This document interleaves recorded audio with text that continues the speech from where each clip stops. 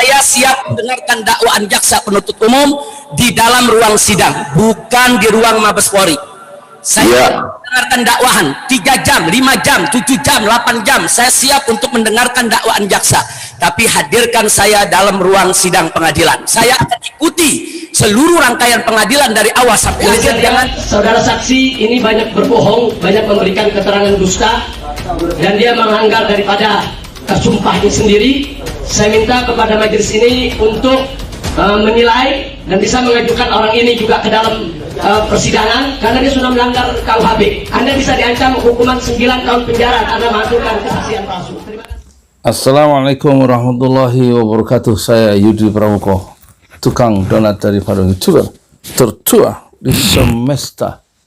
Saya ingin membahas tentang bukan dikabulkannya sidang offline yang dituntut oleh Habib Rizik, tetapi cara dia pidato, cara dia melakukan orasi-orasi intelektualnya itu, dan gayanya dari Habib Rizik.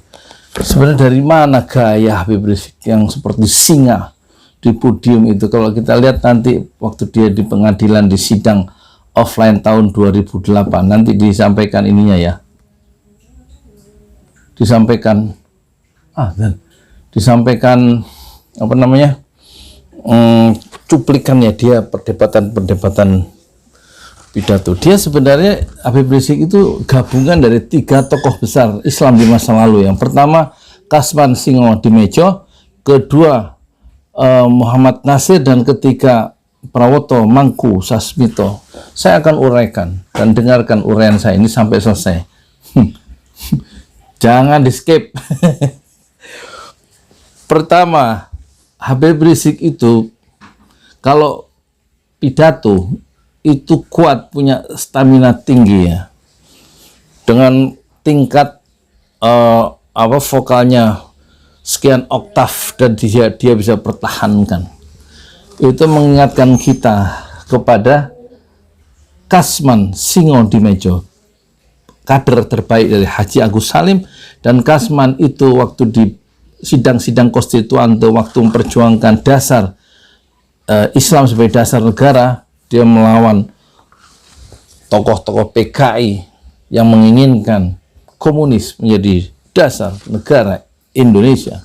Dilawan oleh Kasman. Dia dijuluki sebagai singa podium karena dia bisa pidato selama 1, 2, 3, 4, 5, 6 hours, 6 jam berdiri tanpa meminum 1 teguk air pun di podium ketika menjawab argumentasi orang-orang komunis di sidang perdebatan konstituante tahun 50-an. Itu tidak ada satu orator yang terbesar di masa Orde Lama kecuali Kasman Singo Dimejo di dalam memperjuangkan aspirasi Islam sebagai dasar negara Republik Indonesia.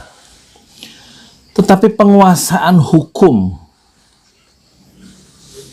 dari Habib Rizik itu juga sangat mumpuni dan mengingatkan kita kepada Prawoto Mangku Sasmito, kawan terbaik dari Muhammad Nasir. Dua-duanya adalah pemimpin, ketua umum dari Masyumi, Majelis Syuro Muslimin Indonesia, partai terbesar Islam di masa kemerdekaan. Penguasaan hukum, meskipun tidak bergelar master, master ya, tapi Prawoto dikenal atau diakui oleh Muhammad Nasir menguasai hukum dengan sangat teliti, meskipun dia tidak menjadi sarjana hukum di masa Belanda. Berbeda dengan Mr. Rum atau Mr. Kasman Singo Dimejo yang memang secara akademis menguasai atau menempuh pendidikan hukum ya. Nah, yang ketiga, penguasaan hukum Habib Rizik itu mengingatkan saya terhadap Prawoto Mangku Sasmito dan penguasaan Islam yang mendalam dengan militansi yang sangat tinggi dari Habib Rizik, yang dia juga menguasai bahasa Arab dan bisa menulis tesis ribuan halaman dalam bahasa Arab, mengingatkan saya terhadap Muhammad Nasir yang memiliki penguasaan ilmu Islam begitu luas karena memiliki kemampuan bahasa Arab yang tinggi, hasil didikan dari A.Hasan, ya, A.Hasan Bandung atau A.Hasan Bangil, kemudian setelah pindah ke Bangil, satu kota kecil di Jawa Timur. Kemampuan bahasa Arab yang mendalam itu juga dimiliki baik oleh Habib Rizik dan juga Muhammad Nasir, dan juga semangat sebagai mujahid dakwah yang militan itu dimiliki oleh Habib Rizik, sebagaimana juga kita ingat dimiliki oleh Muhammad Nasir yang memimpin Partai Masyumi selama 9 tahun, yang kemudian kepemimpinannya diteruskan oleh Prawoto Mangkusasmito, dan di masa kepemimpinan Prawoto Mangkusasmito, Masyumi dipaksa oleh kekuasaan untuk bubar sebagai partai politik yang sah karena tekanan dari lawan-lawan politik Masyumi, yaitu komunis, Partai Komunis Indonesia yang bermain mata atau bahu-membahu dengan Soekarno yang mengusung partai dengan ideologi nasionalisme sekuler. Jadi Habib Rizik pandai pidato seperti Kasman Singo-Dimejo yang sangat kental, sangat sebagai seorang pejuang yang tidak bisa ditaklukkan, sehingga Kasman disebut sebagai singa podium. Sementara penguasaan bahasa Arab yang tinggi itu mengingatkan kita pada Muhammad Nasir, dan kemampuan penguasaan hukum itu mengingatkan kita pada Kasman, pada siapa itu? Prawoto Mangkusasmito. Itulah Habib Rizik Syihab, singa podium terbesar di abad 21. Tetapi kita lihat ini 3 kualitas pribadi yang hampir sempurna mengumpul menyatu pada Habib Rizik, karena Kasman itu tidak bisa berbahasa Arab, dan konon menurut kesaksian Buya Hamka dalam bukunya ulang tahun 75 tahun Kasman Singo-Dimejo, Kasman itu membaca Quran artinya, dan dia tidak menguasai, tidak pandai membaca bahasa Arab.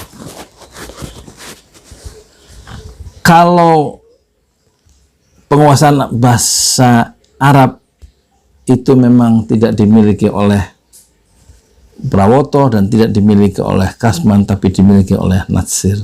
Tapi Nasir tidak sepandai orasinya, sehebat Kasman. Jadi kelemahan Nasir adalah dia bukan seorang singa podium sebagaimana Kasman Singo-Dimejo yang dengan atraktif menampilkan seluruh performansnya, intonasinya, keberaniannya melawan musuh-musuh Islam sebagaimana ditampilkan oleh Habib Rizik Syihab. Tapi Nasir cenderung dia melakukan refleksi intelektual secara mendalam, dan ketika pidato atau bicara itu dengan gelombang yang mendatar saja. Dan saya sudah menyaksikan cara Muhammad Nasir bicara keislaman di depan pemuda-pemuda Youth Islamic Center, ya, Youth Study Islamic Center di Al-Azhar. Waktu tahun 84 saya ikut di situ, ikut mendengar, dan saya ikut rapat terakhir dengan Muhammad Nasir tahun 93, dan sedikit banyak saya mengenal intonasi suaranya ketika Muhammad Nasir berada di ujung senja pada usia 83 tahun, ya. Beberapa bulan kemudian Muhammad Nasir wafat dalam usia 83 tahun, tapi beberapa bulan sebelumnya saya ikut rapat pertama dan terakhir membahas solidaritas Muslim Bosnia di rumah Pak Nasir di Jalan Jawa atau di Jalan Cokro Aminoto. Jadi kesimpulannya, memang Habib Rizik itu singa podium terbesar abad 21, dan kita saksikan cara dia menjadi seorang singa Islam di pengadilan negeri tahun 2008 lalu. Dan akan seperti itulah kira-kira dalam sidang-sidang offline di pengadilan Jakarta Timur beberapa minggu ke depan. Saya Yudi Pramoko, tukang donat dari Pondok Hijau, tertua di semesta fasbir sabran jamila. Bersabarlah dengan kesabaran yang indah. Assalamualaikum warahmatullahi wabarakatuh. Lebih dari 25 kali. Ya, lebih dari 25. Anda dibayar? Saya tidak mengharapkan bayaran. Anda dibayar? Saya tidak mengharapkan bayaran. Saya tidak mengatakan Saya Anda tidak berbayar dibayar. atau tidak. Anda dibayar? Saya merasa tidak dibayar. Saya tidak menanyakan soal rasa, tidak rasa. Fakta. Saya tidak dibayar.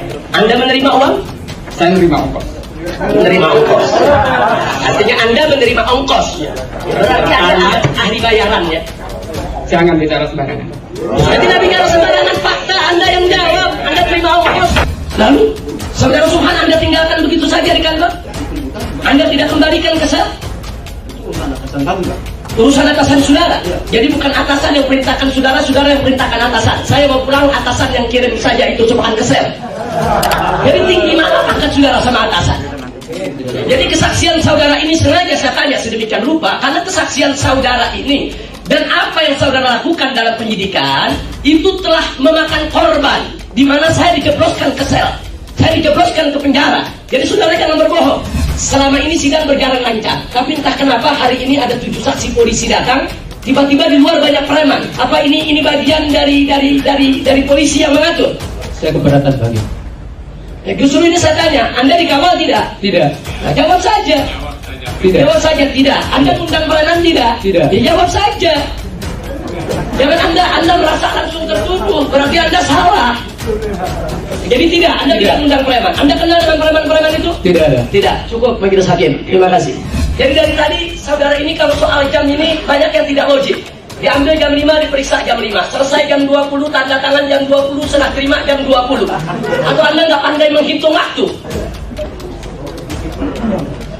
Baik, kalau tidak bisa jawab, nggak apa-apa. Yang penting saya sudah sampaikan itu dan itu bisa menjadi catatan bagi majelis hakim yang terhormat.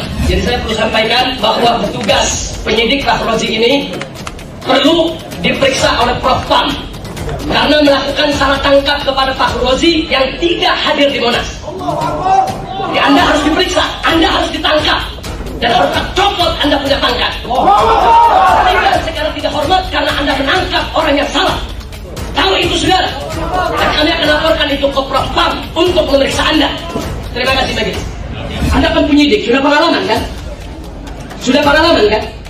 Anda tidak bertanya kepada piket ini siapa, diambil dari mana, apa yang harus diperiksa. Tadi kan Anda bilang kan piket yang minta. Anda tidak bertanya. Jadi begitu diserahkan, main periksa saja gitu. Oh pantas salah tangkap. Jadi saya lihat saudara saksi ini banyak berbohong, banyak memberikan keterangan dusta, dan dia melanggar daripada sumpahnya sendiri. Saya minta kepada majelis ini untuk menilai dan bisa mengajukan orang ini juga ke dalam persidangan karena dia sudah melanggar KUHP. Anda bisa diancam hukuman 9 tahun penjara karena melakukan